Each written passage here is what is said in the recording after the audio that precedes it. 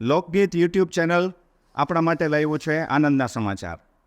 જૂનાગઢના રહેવાસી જે લોકો દેશ વિદેશમાં રહે છે અને જે વડીલો ઘરની બહાર ગરબી પ્રાચીન ગરબી જોવા માટે નથી જઈ શકતા, એવા માટે આનંદના સમાચાર એ છે કે લોકગીત યુટ્યુબ ચેનલ આ વખતે વણઝારી ચોકની ગરબી લાઈવ મૂકી રહ્યું છે. વણઝારી ચોકની ગરબી ગુજરાતની અંદર પ્રાચીન ગરબીઓમાંની એક નંબરના સ્થાન સાથે એનું સન્માન કરવામાં આવ્યું છે. અને ઇતિહાસ અને સાંસ્કૃતિક વારસા વિશે આવો જાણીએ એમના પ્રમુખ શ્રી કિશોરભાઈ ધનેસા પાસે. કિશોરભાઈ ધનેસા, પ્રમુખ વણઝારી ચોક ગરબી મંડળ જૂનાગઢ. આમ તો નવરાત્રિ મહોત્સવ હજારો વર્ષોથી આપણા બાપદાદાઓ, આપણા વડીલો, આપણા પૂર્વજો આની ધાર્મિક રીતે ઉજવણી કરતા જ હોય છે, કરતા આવે જ છે. અને ભવિષ્યની પેઢી પણ નવરાત્રિ મહોત્સવને ઉજવણી રૂપે દર વર્ષે કરશે. આ હિન્દુ લોકોનો એક મોટો અને લાંબો તહેવાર છે.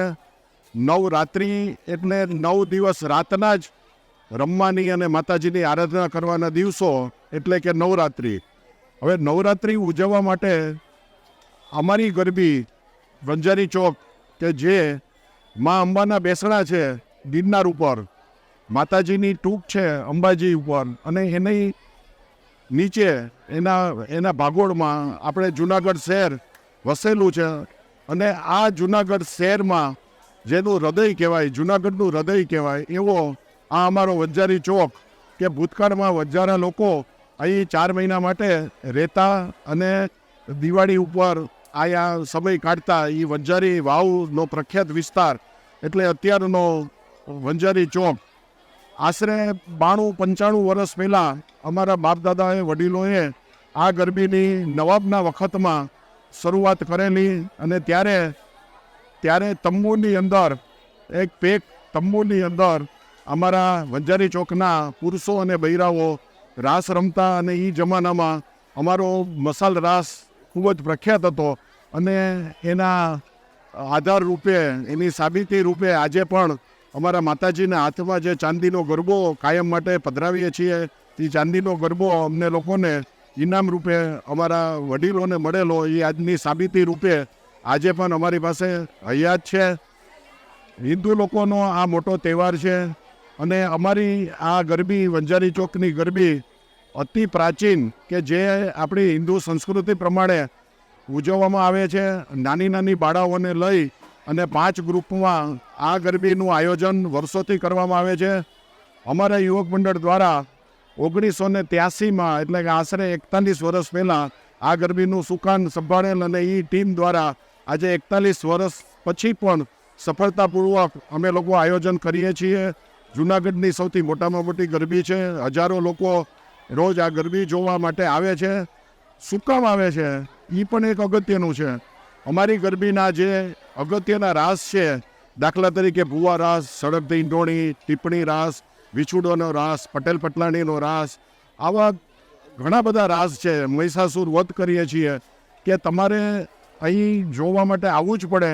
અને તમને જોયા પછી એવું થાય કે કોઈ શક્તિ, કોઈ ઉપાસના, કોઈ માતાજી, કોઈ કુદરત, કોઈ ભગવાન જેને આપણે આજુબાજુ જોઈ ન શકતા પણ એનો આપણે સાક્ષાત્કાર અનુભવ કરી શકીએ એવું વાતાવરણ અહીં વણઝારી ચોકમાં અમારી સળગતી ઈંડોળીને ભુવા રાસ વખતે આપ નિહાળી શકશો, આપ અનુભવી શકશો. અને ઘણા લોકોએ માણી પણ લીધેલું છે.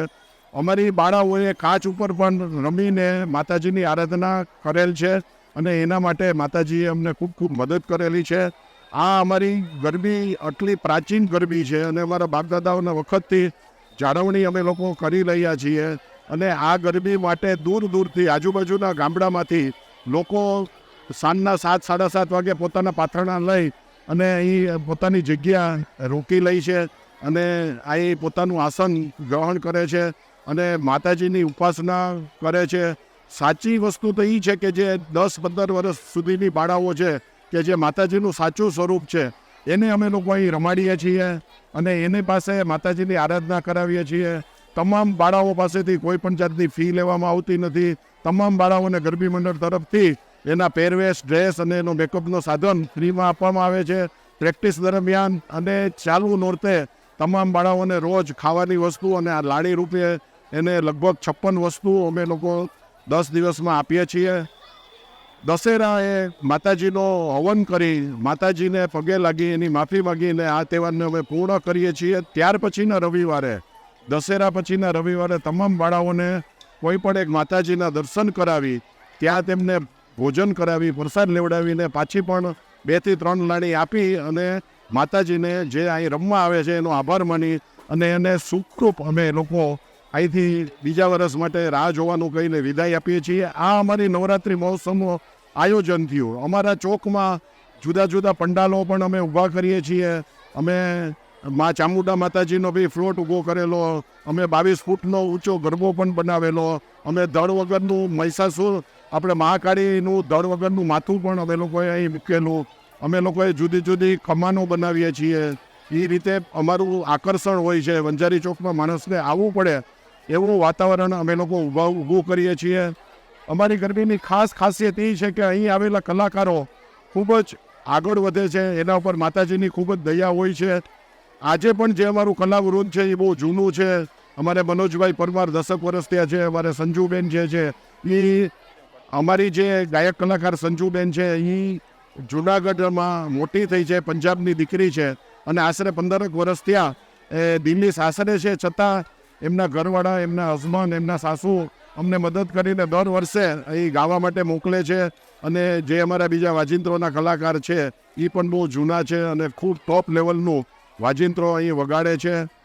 અમારી ગરબીમાં પદ્મશ્રી એવોર્ડ વિજેતા શ્રી દિવાળીબેન ભીલ એ પણ વર્ષો સુધી અહીં સેવા આપી છે. અહીં જ ગૌડાવતા, અહીંથી જ આગળ વધ્યા. અહીં જ આ બહેનોને જે રમે છે એ બાળાઓને ટીચર તરીકે, રખેવાળ તરીકે જોઈન્ટ થયા હતા અને અહીંથી જ પદ્મશ્રી સુધી દિવાળીબેન ભીલ, પછી હાજી રમકડુના ફાધર કાસમ બાપા, પછી સુરેશભાઈ દવે, આ બધા જેટલા કલાકારો જૂના જે રેડિયોવાળા અને દૂરદર્શન ઉપર આવે છે એ વંજારી ચોકમાં ગાય આ વંજારી ચોકની માતાજીના આશીર્વાદ લઈ અને ખૂબ જ આગળ વધ્યા છે. અમારી ઉપર માતાજીની સંપૂર્ણ કૃપા છે. આજ દિવસ સુધી આટલા વર્ષમાં કોઈ પણ દિવસ કોઈ અકસ્માત થયો હોય કે કોઈ મોટી સડકથી ઈંટોળીમાં કે કોઈ છોકરી દાઈજી હોય કે ફુવારાસમાં કોઈ છોકરી બેભાન થઈ હોય એવો એક પણ દાખલો નથી. તમારે માતાજીને હાજરો હાજર જોવા હોય, એનો અનુભવ કરવો હોય, એની આરાધના કરવી હોય તો આવો તમે બધા વંજારી ચોકમાં જોવો કેમ માતાજી આપણને અહીં દર્શન આપે છે, અમારા બધા ઉપર એની કેવી કૃપા છે એ જોવા માટે અમે લોકો જે નવરાત્રિ મહોત્સવ ઉજવીએ છીએ એ દિલથી, ધામધૂમથી અને લોકોના સહકારથી, લતાવાળાના સહકારથી, અમારા મુખ્ય આર્થિક દાતાઓ છે એમના સહકારથી મોટે પાયે ધામધૂમથી અમે આ ગરબીનું આયોજન કરીએ છીએ. અને આ ગરબીમાં ઓછામાં ઓછા 50 કાર્યકર્તાઓ અને 10-15 બહેનો ને 60 જણની ટીમ દ્વારા લગભગ 1.5 મહિનાની મહેનત બાદ આ આયોજન અમે સફળ બનાવીએ છીએ. અને જૂનાગઢની પ્રજા અહીં ઉમટી પડે છે એ જોઈને અમારા તમામ કાર્યકરનો થાક ત્યારે ને ત્યારે ઉતરી જાય છે. અને જે અંદરથી આનંદ મળવો જોઈએ, જે ભક્તિ કરવાની આપણી ઈચ્છા છે એ ભક્તિ આપણે નજરો નજર જોઈ શકીએ એવું અમે લોકો અનુભવીએ છીએ. અને અમારી જાતને ધન્ય સમજીએ છીએ કે અમને ભગવાને આ સારું કામ કરવાનો મોકો આપ્યો. અને જે અમારી ટીમ છે એ પણ વર્ષોથી લોકો બિનસ્વાર્થી કામ કરે છે. અને આ આપણો મહોત્સવ જેમ બને એમ બહુ સારો અને ખૂબ જ સુંદર રીતે ઉજવાય, વગર વિઘ્ને ઉજવાય એવી અમે લોકોએ માતાજીને પ્રાર્થના કરી અને આનું સુંદર આયોજન કરીએ છીએ. હવે વાત રહી અમારી ગરબી નિહાળવાની. લોકોની ભીડ એટલી બધી હોય છે કે અહીં પહોંચવા માટે અને અંદર ગરબી જોવા માટે તમારે ખૂબ દૂરથી સંતોષ માનવો પડે. એવી પરિસ્થિતિમાં જે વડીલો છે, જે વૃદ્ધ લોકો છે કે જે ઘરે બેસીને બહાર નથી નીકળી શકતા, બીમાર છે, એવા લોકો માટે ખાસ અમારા મિત્રો દ્વારા લોક સાહિત્ય, લોકગીતવાળા જે ટીમ છે એ 4-5 ભાઈઓએ યુટ્યુબ ઉપર અમારી ગરબી લાઈવ બતાવવાનું બીડું ઝડપ્યું છે. અને એ લોકો એના માટે મહેનત કરી રહ્યા છે. તો એઓને પણ અમારા વડીલોના આશીર્વાદ મળે અને અમારી ગરબી ઉત્તરોત્તર પ્રગતિ કરે તેવા તમે બધા વડીલો જે ઘરે બેસીને નિહાળે એ અમને આશીર્વાદ આપે તેવી પ્રાર્થના છે.